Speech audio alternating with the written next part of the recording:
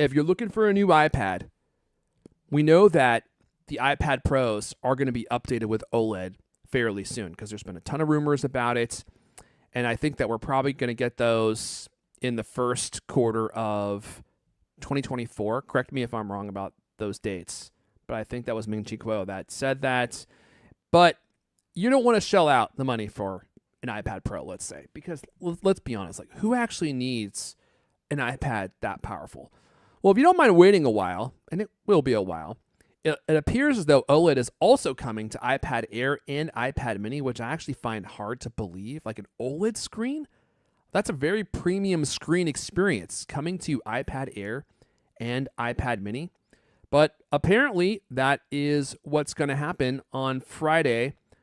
There's a Korean language site called ET News, and they reported that both the iPad Air and the iPad Mini will be upgraded to OLED. I find that hard to believe. But they say it apparently won't happen until 2026. So can you make that iPad Mini last another 2+ years if you want to get that OLED? I don't know. iPads last forever. And I'm still using mine from 2018. And I'm trying to convince myself that I need a new one. But I feel like it still works exactly like it did when I got it. Like I don't really do anything on it but web stuff.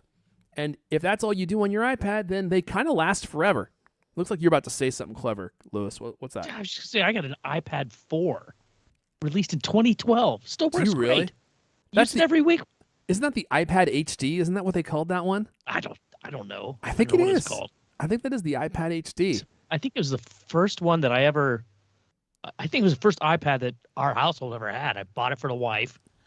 And, and yeah, of course, several generations later, she finally let me have the old one. But I use it every week for darts. What a gal. Believe it or not, the battery's still great. Lasts for hours. And what? No, you go ahead. It's really interrupting. It actually works better than the battery works better than the iPad Pro I have. That's not nearly as old, but I think that's because I had bad charging on the iPad Pro. Bad charging habits? Kept it charging all the time. I'm such a moron. Oh, yeah, that's the battery killer right there.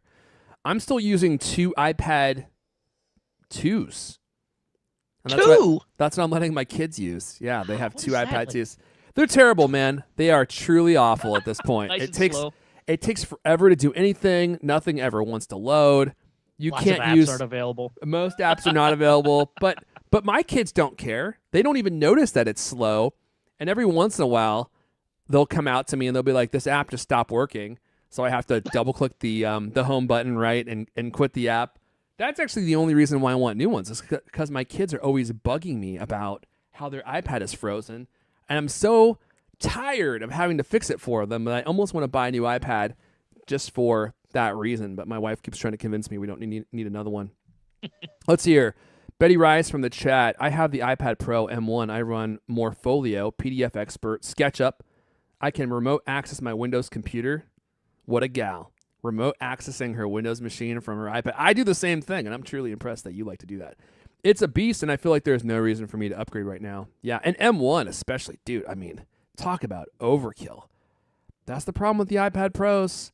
That's why I'm excited for the next generation iPad Air, especially if that rumor's true and they make a 12.9-inch version of it. I'm truly tempted by that, to have like a large, regular iPad that isn't super overcharged and way overkill for anything that I would need to do on it.